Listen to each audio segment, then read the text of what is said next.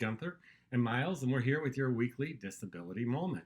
And what we want to talk about is having a disability is complicated, and ask you out there to have a little bit of patience when you notice somebody has a disability. Today, for kind of a weird show and tell, I actually brought my nightly routine with me here. So at 10 o'clock every night before I go to bed at 10:30, I have to stick my hearing aids into a drying box because if they get too much moisture on them, they stop working. These puppies are expensive.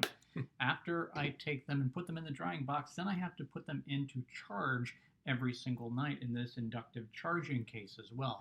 Additionally, I need to make sure that I clean my hearing aids thoroughly every single night from all that excess earwax. Sometimes you come into my office, Gunther, and you're trying to talk to me and I just can't hear you, and I have to explain, well, I kind of fell out of sync with my rhythm last night and I forgot to charge my hearing aids. Now, you may look at me and say, well, isn't wearing hearing aids just the same as kind of like wearing glasses? You just stick them on in the morning? Well, no, there's a little bit more to it than that, and pretty much all disabilities are that way. They are more complicated than that and they require more maintenance, right? If you think about my disability, right, I'm very dyslexic.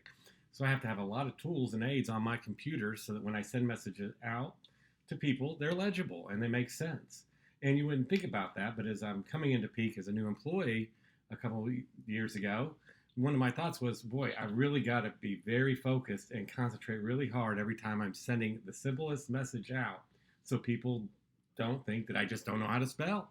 Yeah. So here's the bottom line is that any employees that you have, and think about some of the employees that you know that may have a disability, think about all the work that goes on behind the scenes for that and try to express a little bit more empathy, try to have a little bit more understanding for when things may not be 100%. You know, we're all humans. We all have days where we encounter challenges and try to roll with it. We all have great days and we all have average days.